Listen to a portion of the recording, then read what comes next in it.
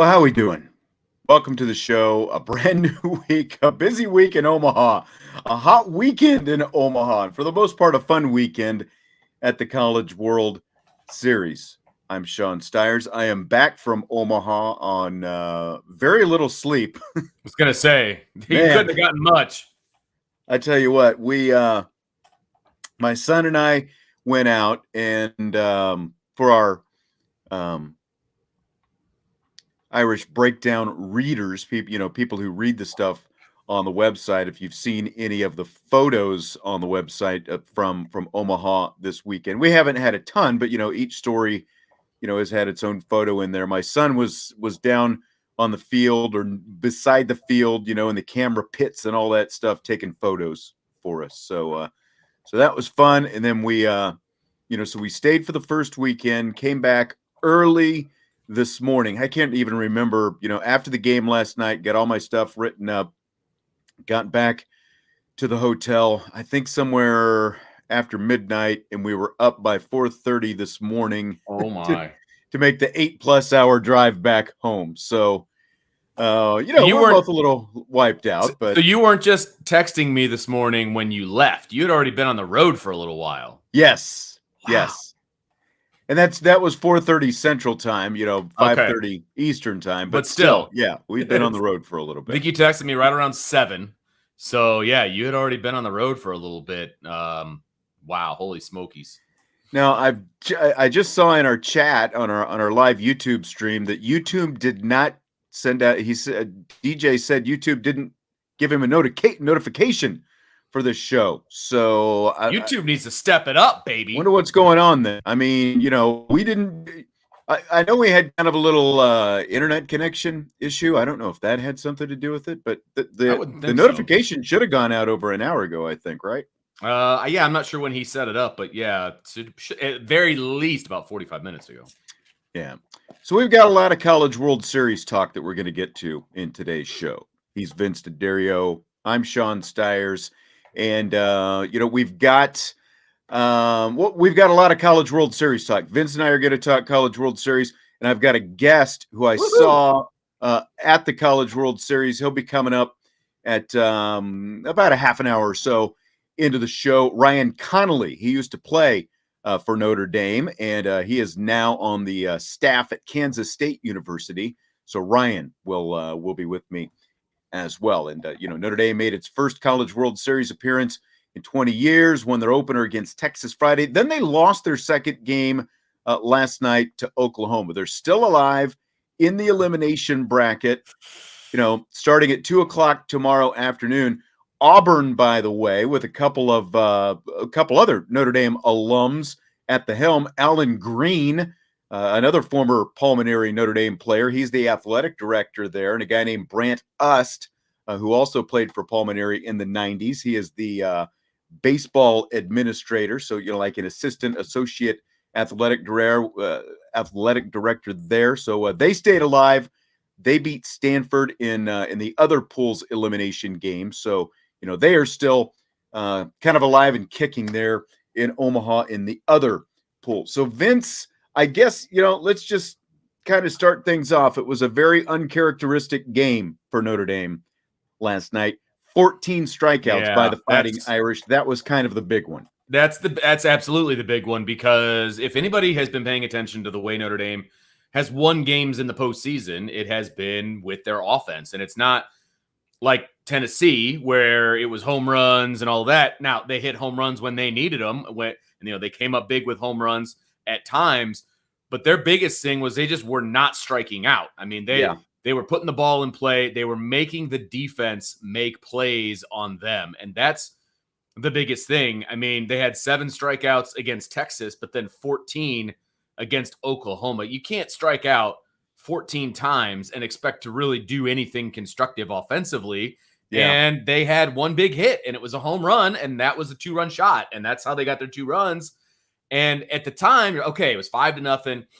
Then it was 5-2. You're like, okay, maybe the bats are going to start to get a little bit hotter. I believe that home run was hitting like the 6th inning, so you still had a little bit of time. You can correct me if I'm wrong on that. I'm going by memory here, Sean, but it was towards the latter half of the game when they hit that 2-run shot, it was like, okay, maybe the offense is going to get flowing here. I mean, they did have 7 hits, but they gave up 12 to Oklahoma. And the 7 hits just weren't damaging hits. They weren't timely hits. They left 8 men on base. I mean, you can't leave 8 men on base and still be effective offensively. And what got them to where they are was offense, small ball, being aggressive on the base paths. And none of that was evident in the game yesterday against Oklahoma. And it's unfortunate because it just wasn't the Notre Dame team that we have come to see. You know what I mean? I mean, they rolled through the pitching staff. I mean, they just did not have a great outing by the pitching staff. I will give them some props in that Oklahoma left 12 on base. So, I mean, Notre Dame did get themselves out of some jams here and there, especially early on before the scoring started. So you're thinking, okay, they're holding on. They just need to get this offense going. It just never really happened. So the positive that you can take away, I saw somebody in the chat say, was there anything positive that you can take away from this game? And to me, it was the fact that they prevented Oklahoma from getting everybody in that was on base. 12 men left on base. That's a big number. And normally you don't win a lot of ball games if you're leaving 12 men on base, but they got enough in and they got the timely hits that Notre Dame just didn't get. Yeah. You know, Oklahoma offensively basically was what we saw from Notre Dame against, Texas in the Friday opener. Yeah.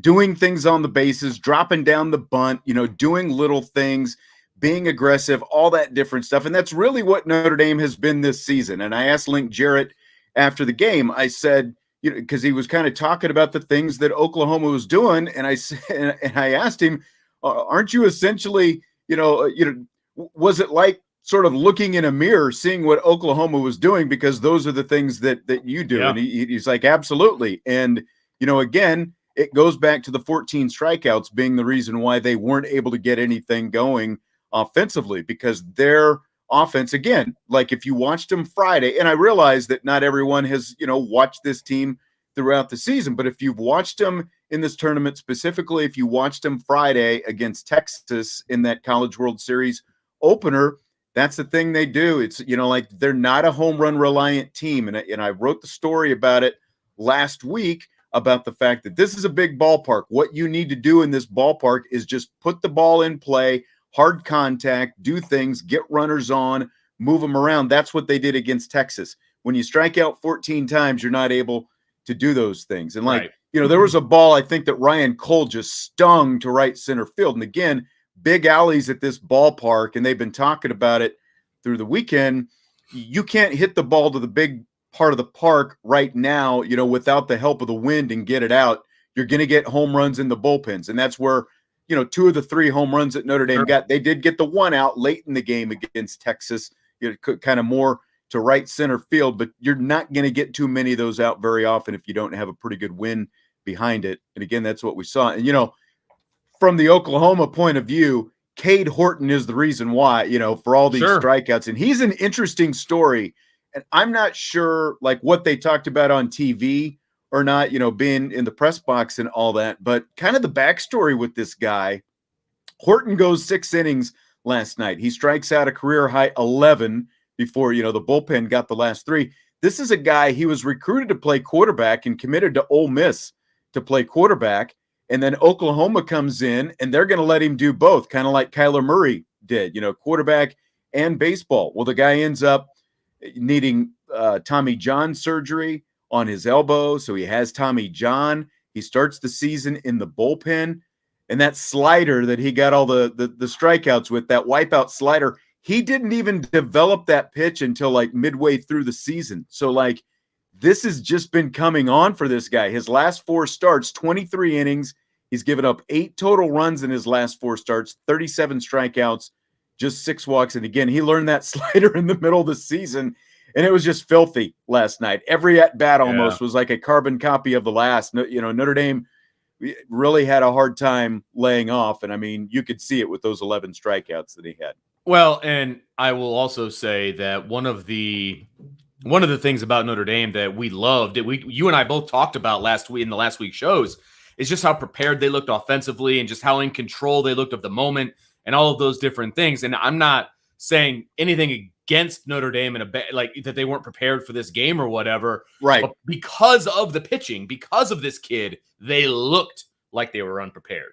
They just looked like they were grasping at straws up at the plate, and they were flailing and they were going after that slider, and they had some ugly looking swings throughout the game, and it looked like they were unprepared. And I know that's not the case. That's not a Link Jarrett coach team, and it never will be. But that's the way it appeared. If you just came in from outer space and you decided, I'm going to watch college baseball and I'm going to watch Notre Dame versus Oklahoma, that's what you would think. Like, wow, they didn't even crack a book about Oklahoma or anything about them. They're just going up there swinging for the fences and trying, they didn't look good. They just did not look good. Now, it's baseball. It could be a one-off. It could just be a bad day offensively. That happens in baseball. That's why they play 162 major league games. But the problem is you only get 2 bad days in the College World Series. That's it. Then you got to go home. So that's it. Notre Dame got their 1, and now they have to play 3 consecutive elimination games if they continue to win. And that's going to be a tall, tall task. And that's just to get to the series, to the final series. You got to win 3. We're going to talk about that road here in just a second. I just, did want to mention Carter Putz, a 4-for-4 night last night, and then Lamanna hit the home run. Really, so those 2 guys combined to go 5 for 8 again with Putz with 4 of the hits. They were 5 for 8. The rest of the team 3 for 26. And I mean, just like we talked about, and some of our listeners and viewers have said, you do have less of a scouting report on this guy because of the fact that, again, this specific pitch, that slider, but I mean, he had nice velocity as well, depending on which radar gun you were looking at, 96, 97 miles an hour, pretty consistently, 95 almost. But then the thing is, then he could drop down, 80 miles an hour on the change and that slider as well. It was just a really tough combination for them. So, they do have a tough road ahead, and then on the other side, by the way, a little side note on this, Peyton Graham, the freshman shortstop for Oklahoma, 20 home runs this season. He had 4 hits last night and 2 stolen bases. He has 34 stolen bases this season, 20 home runs this season, so a 20-30 guy. He's the first player since Barry Bonds for Arizona State in the early 80s with 4 hits and 2 stolen bases in a College World Series game. That's some pretty select company when you're talking about young Barry Bonds at Arizona State. Yeah, young Barry Bonds was an unbelievable player. There's no he was a 5-tool player, as they say, and there's no question about that. So if you're lumping him in with the young Barry Bonds, that's a good thing for sure. Yeah, it was just there were at points it was hard to watch, obviously, if you're a Notre Dame fan. And there are, again, I will say there are positives to take away from this game. Look, Notre Dame is incredibly deep with their pitching staff, okay? And if you've got to win a bunch of games in a row here to get back to where you need to be, having a deep pitching staff is going to benefit you. I mean, they ran out, 7 pitchers last night, Sean? And only 3 of the runs that were given up were earned. Okay. Right. That's an anomaly for Notre Dame defensively as well, is giving up unearned runs. Okay. So the pitching staff didn't do a terrible job. Yes, they gave up too many hits. Yes, I believe that they gave up too many walks. They had 6 walks. That's too many. In my opinion, that's too many walks. And you can't give up 12 hits. But they only gave up 3 earned runs. So that's something that you can take away as a positive. You've got a deep staff. You got guys that throw strikes. You've got a chance to do what many are going to say is the impossible with what they have laid out in front of them. They have an opportunity. They have a chance. Oh, for sure. For sure. I mean, again, it's a tall task. Now, Notre Dame won its first game and then lost its second. And from a games you've got to win to get to the championship series, it actually doesn't matter if you lose your first game or your second, as if you win one of those games, you can go 1-0 or 0-1 as long as you win one of those first 2. The biggest difference is if you lose your first one, obviously it's an elimination game the rest of the way. The pressure's different. But you still have to win 4 games if you lose one of those first 2 to get into the championship series. So, again, Notre Dame went 1-0.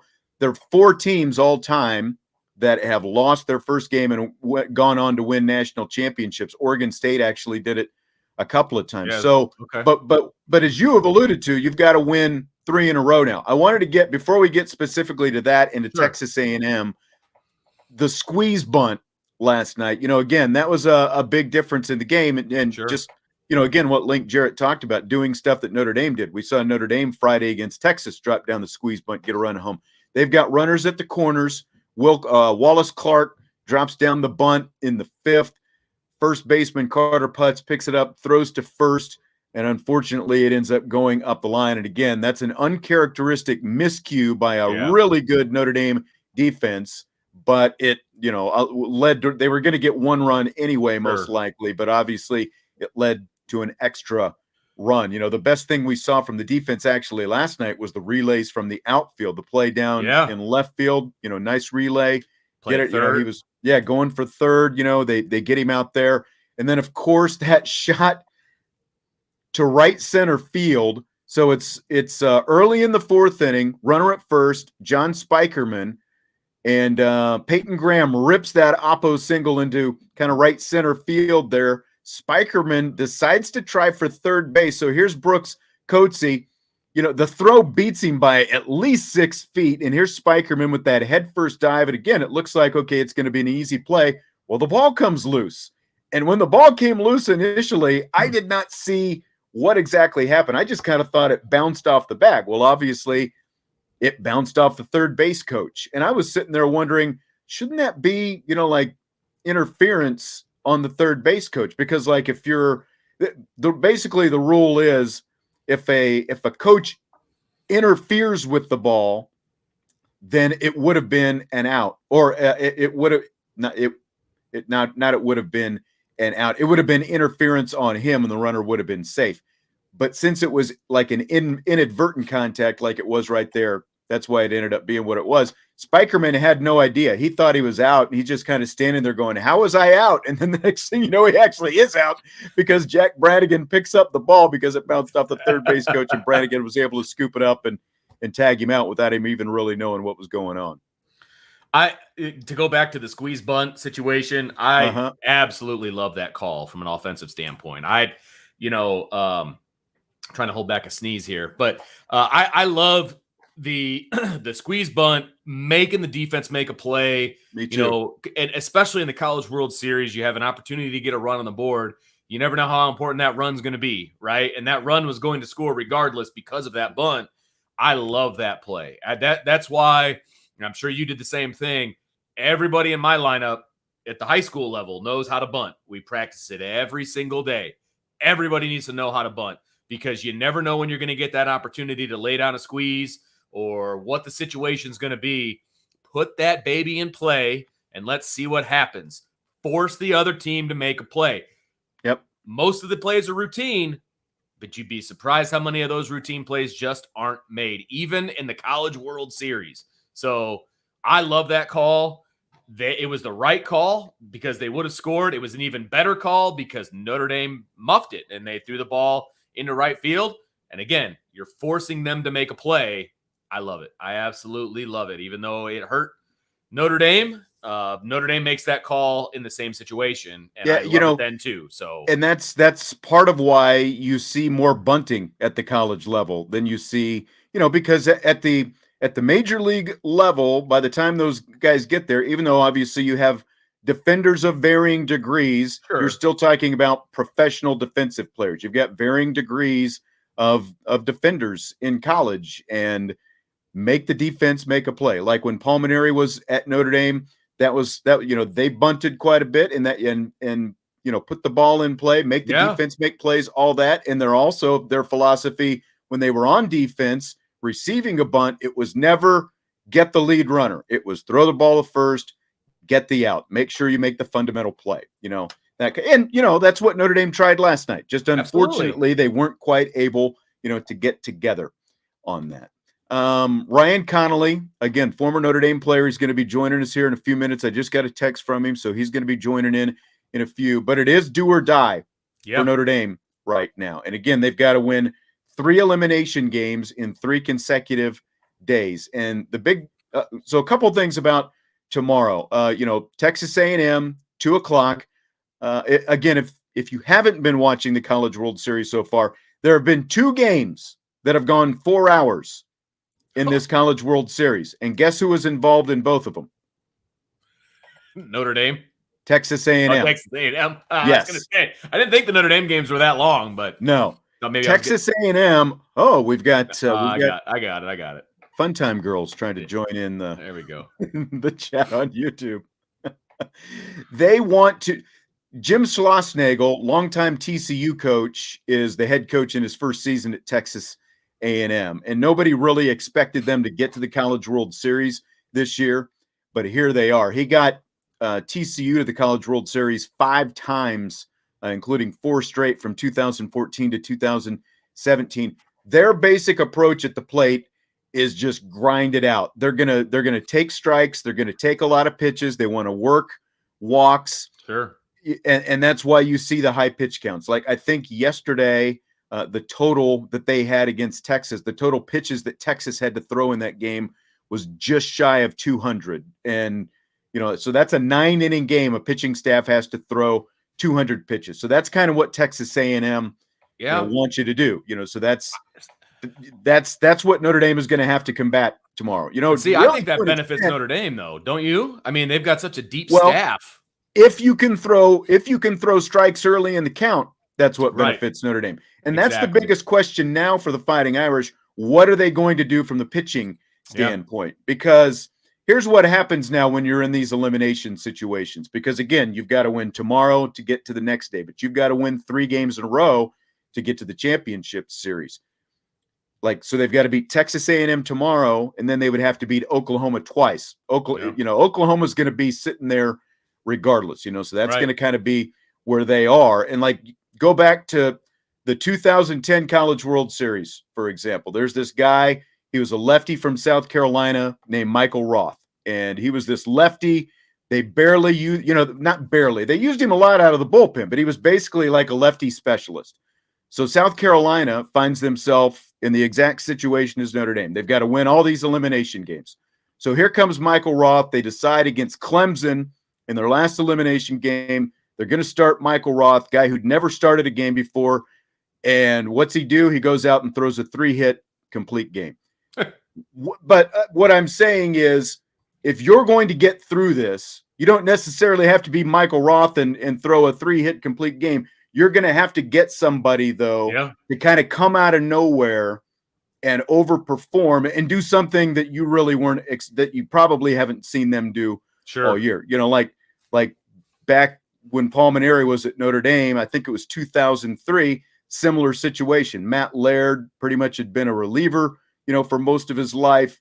They're in the Big East championship game now, and you need somebody to step up. Matt Laird gave them a complete game, and they won the Big East championship. So you're going to need that kind of thing. My question is, do you start Jack Findlay, the guy who was so good, the freshman All-American lefty, so good in relief against Tennessee in the Super Regional?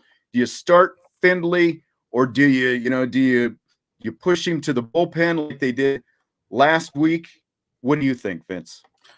That's a really good question. Findlay's been your best arm out of the bullpen. They didn't go to him yesterday, I don't believe, out of the 7 guys. No, they did not. They had him up. They had him up early, they had him up but they ended up going to Terrell instead. Yeah, they had him up in the first inning, and they decided not to go with him, and which surprised me a little bit. But okay, I mean that's fine. I've trusted Link Jarrett up to this point, and his whole staff. They know what they're doing with the pitching staff, but I think that there's merit to starting Findlay. He's been your most consistent guy.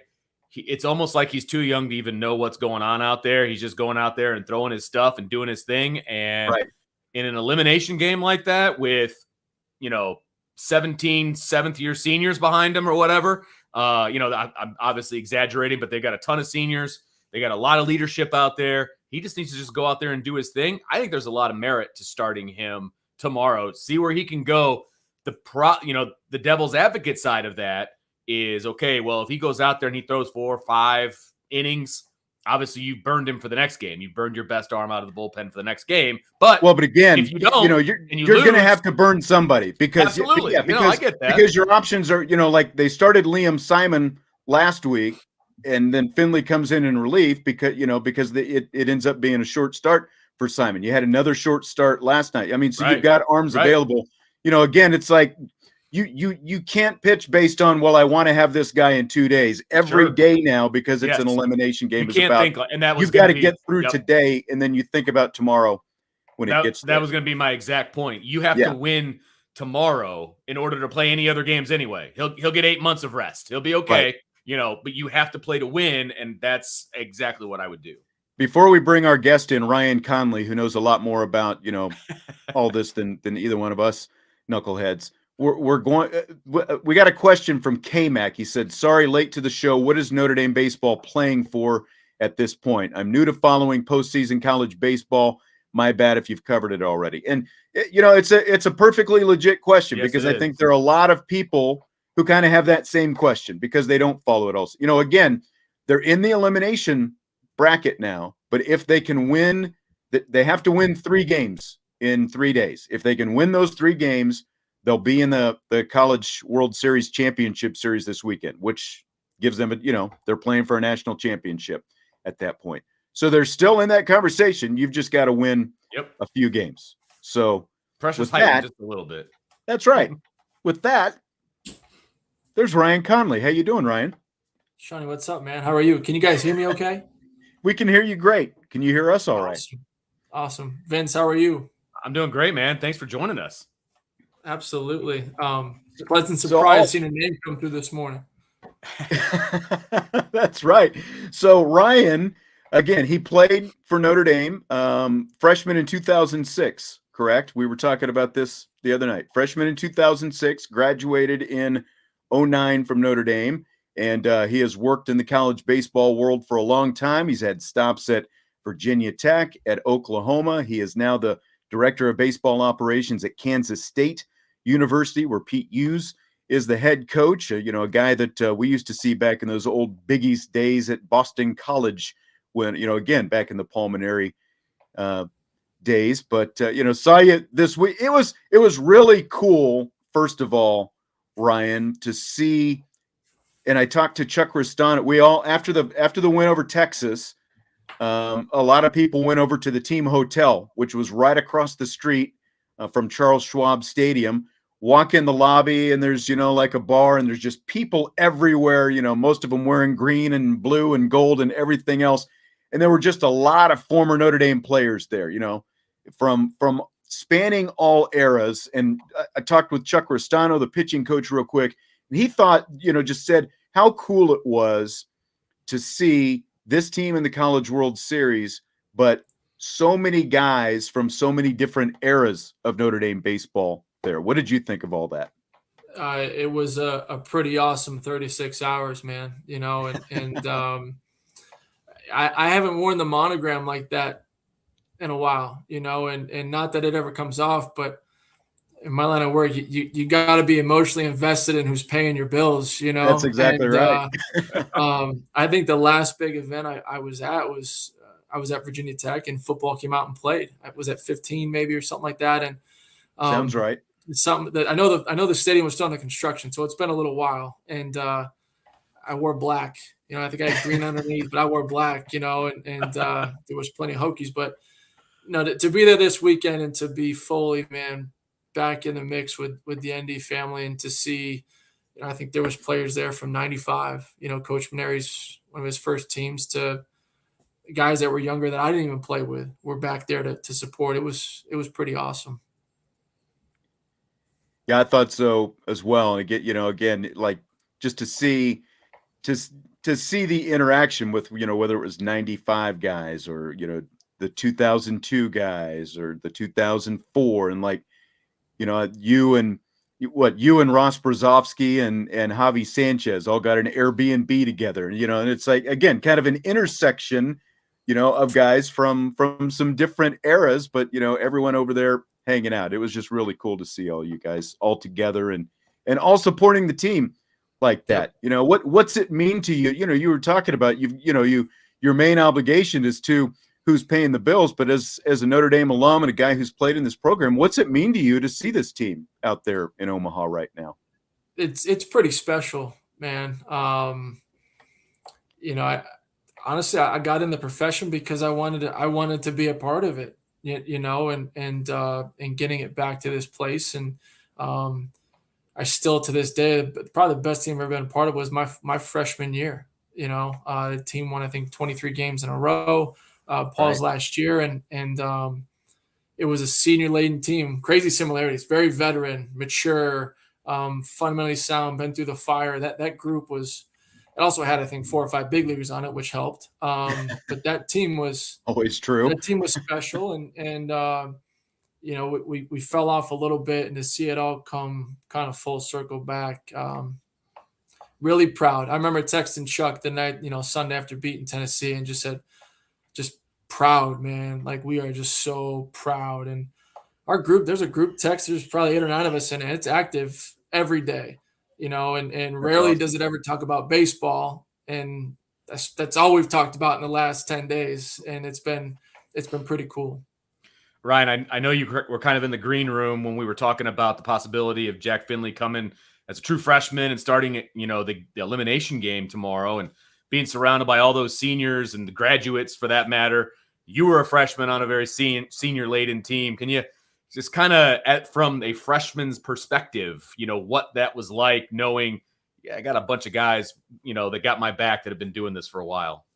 Sure. I mean, for me, a little different than Jack. I wasn't getting ready to pitch in the World Series and getting these the last 3 outs of a game. I was broke, man. I had surgery that year and redshirted. But when you're around a team where the culture's so strong, no one feels like a freshman.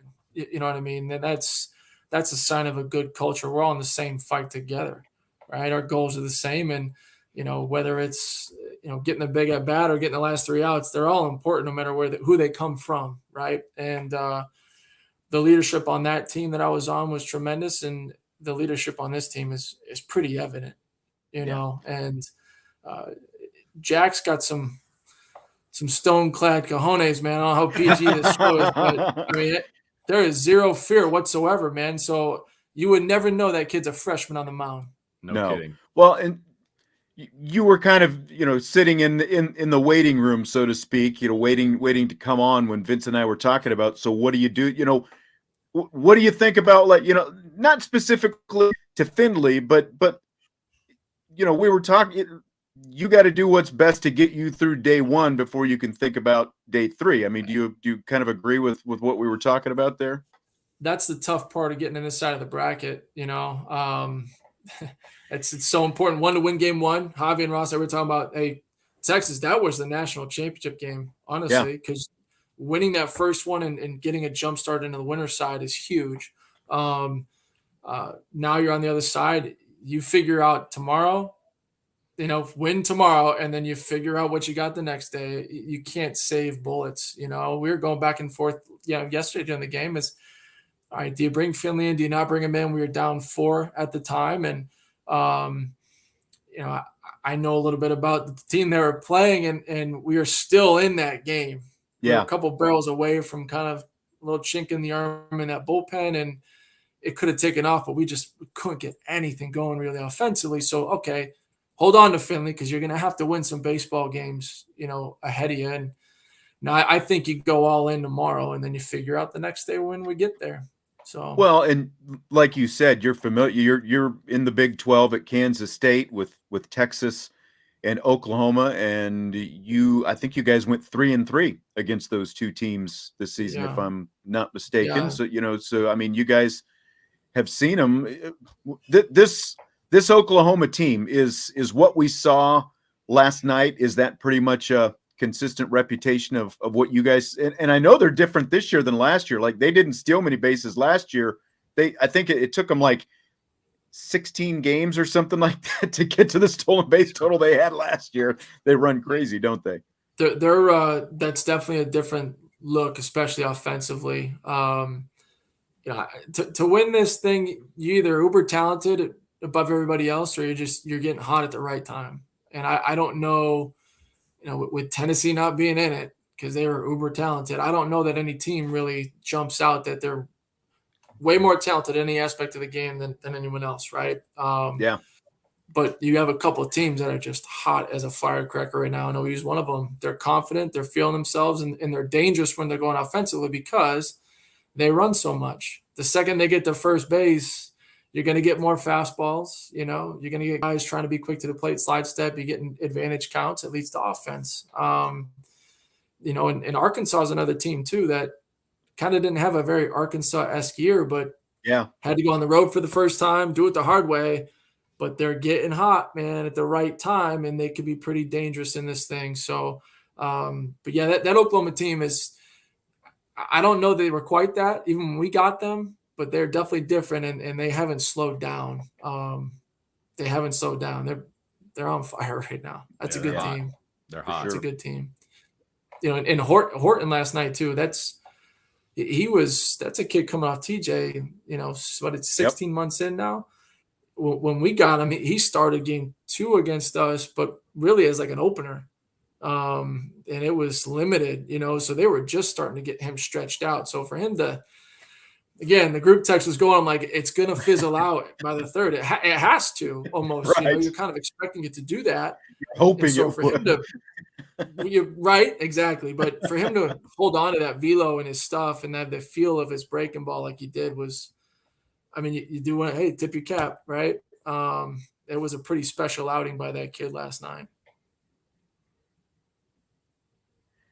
So on him, we were talking about that slider.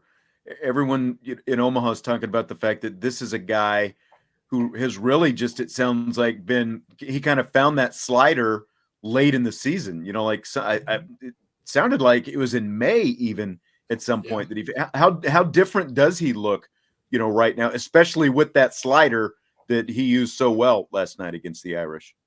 Yeah, if I remember right, it was really more just kind of, hey, I'm going to come at you with velocity and more the breaking ball. And, those guys with the true breaking ball can struggle with strikes. That's a tougher pitch to land. So I think having that slider just kind of complements something he could spin in the zone more consistently. And a lot of, saying the 16 months post TJ, for a guy to have that kind of feel of his spin and landing it for strikes is really impressive.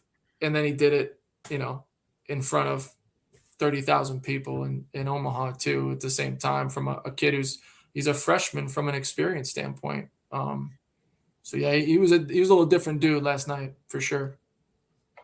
Here's what I want to know in this group text that you former players have going on. Who's the one who's like always like who's the loudest in the group text of that group? It's Sam Elam. I don't even think it's close.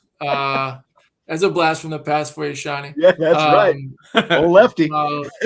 Yeah, Sam is definitely. Sam's got what, four girls now, three girls, 4 girls. So whenever he can break away and get a little conversation in with the guys, he's doing it. So he's usually leading the charge in the group text. Ryan, I'll throw a question to you from our chat here from one of our viewers. What adjustments do you think Notre Dame can make now to Texas A&M, different opponent, but what potential adjustments do you think that they can make to get through an elimination game Tuesday? You don't.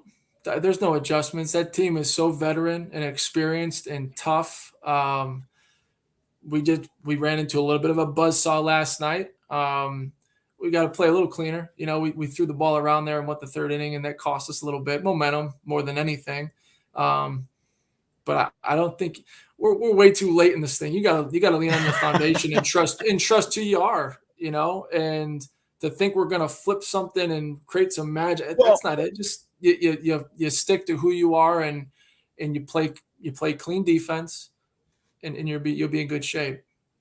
Let me ask you this, because it was uncharacteristic for Notre Dame to strike out 14 times, and we're sitting here and we're praising Cade Horton, but again, this is a guy that slider has been, again, something that has been developing as the season has come along. And one thing about this coaching staff that we've talked about before is the preparation they're able to do and some of the advanced scouting and stuff like they're able to do against these opponents. How much maybe could that have factored in to the night that Notre Dame had? Just that there wasn't, a whole lot of familiarity maybe with what this guy was really going to bring to the table last night.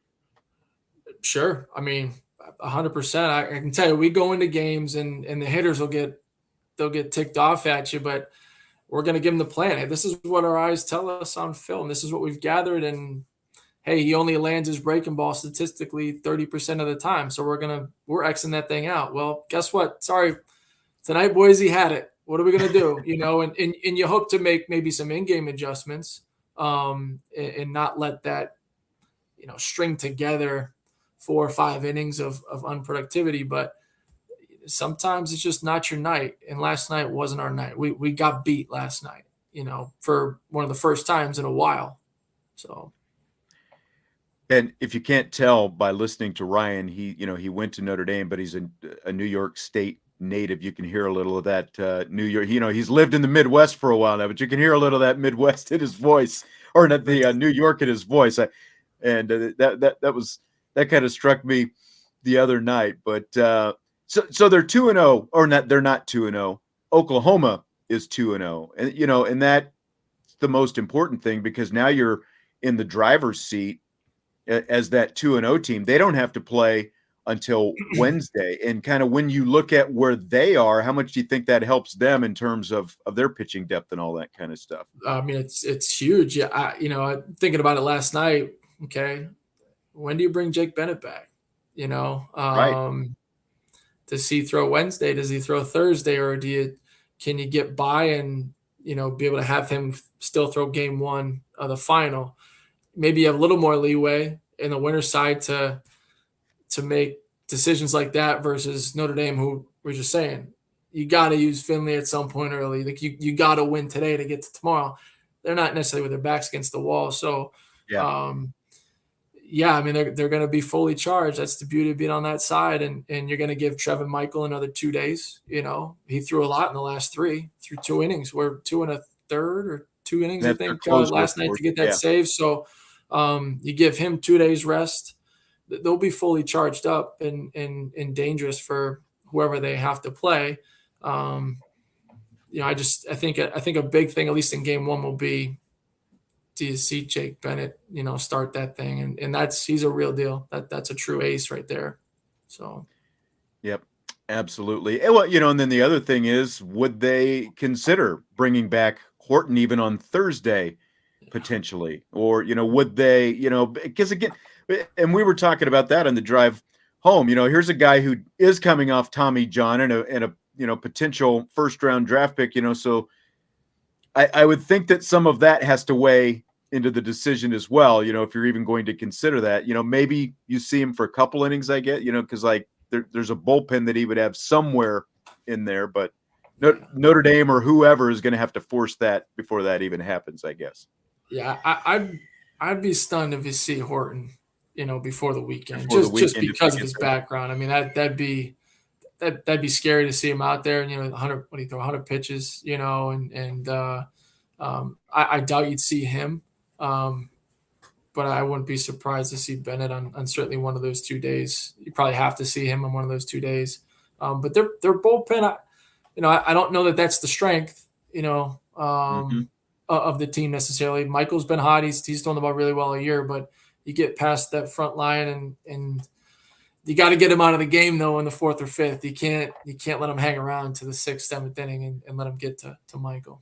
Well, I know you guys didn't see Texas A&M this year. Interestingly, you guys played Auburn early in the season, and they just stayed alive today. But Texas A&M is Notre Dame's opponent.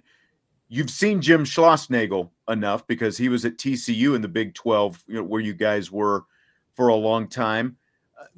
They always had really good pitching at TCU. They had some good offense too, but it seemed like the pitching was really what carried them.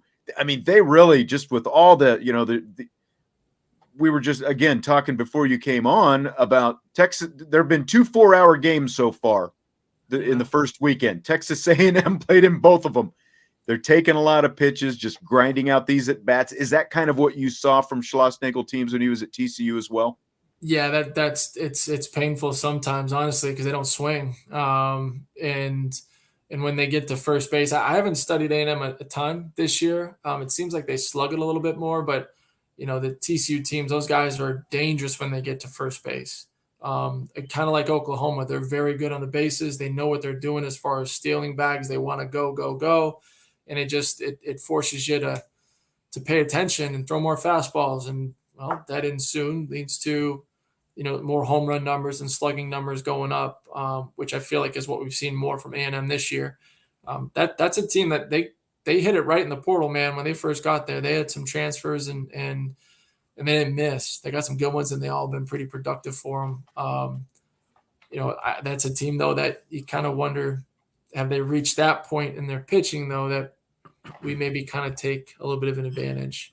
Right. 4-hour games. You're using arms, they've given up the runs too to get to this. There's a lot of heat. It's been really hot and muggy so far in Omaha, and that takes its toll on pitching. If you're throwing all those pitches, no doubt. So I like our matchup. I really do. You watched the regional. The weather kind of screwed us game one, and we got rid of Bertrand early, and then had to win that game pretty much. I mean, matching up the entire way. And I remember thinking, "Holy smokes, we are deep." In the bullpen and guys with some stuff, guys that throw enough strikes. So I like where we're at, honestly, and as far as matching up for the next 2 days, we're trying to get back into at least a, winner take all to head to the final, right? Sure. Ryan, if you're putting together the game plan for tomorrow from a pitching staff standpoint, you just said, A&M, they want to look at a lot of pitches. They want to get you deep into your counts, that kind of thing. What are you instructing your staff to do against this A&M team? Strikes, make them hit their way on. I mean, honestly, make them hit their way on. You got to get strike one, which I felt like you were going to ask. You're taking that question towards, okay, do we start Finley or not? Right. Yeah. That's my next all that question. All that shit does is fill it up. Man. He fills it up. And I think my only question with that is just how much length are you going to get out of him?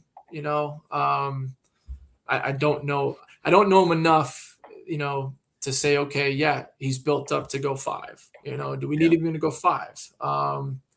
Or do you just start somebody, whoever that third starter would be? And he was starting some midweek games, and then kind of when the postseason got here, more bullpen so far. So he has started a few games, this season. Yeah, I agree. I think he's a strike throwing machine. That's it. That's it. If you've got a team that wants to stand there and take a bunch of pitches and let you help them put them on base, I think throw the guy out there who is going to pound the strike zone early on, and hopefully you get a lead out of that, and then again you piece it together after that. I think, but correct. I mean, you look at A&M's numbers a little bit. I was pulled them up before we jumped on, and there's the first 2 guys that have started for him, Dallas and I think Detmer, maybe those guys are throwing the ball pretty well. And then Palish out of the pen, and I think he's one of the guys that's after that, it does kind of fall off a little bit, So again, we're a pretty veteran offense, and in that park too, A&M has slugged it pretty well. That park is not built for a team to hit home runs, So I feel like our veteran lineup is pretty disciplined to be able to go out and what we did against Texas. Right. 2 solo home runs, sure, but we banged out 11, 12 hits that night, and to win that game. So that's probably what it's going to take. And that seems like the big thing is just get back to being that team. If they're able to kind of flip back, look more like Oklahoma looked last night, which they typically do. They look like that. I think they've got a chance to beat anybody and put together 3 straight wins. No doubt. We'll be rooting for them, that's for sure. That's right. Get the group text going. Get everybody fired up, ready to go. you got it's gonna. Sean, you hit the mute.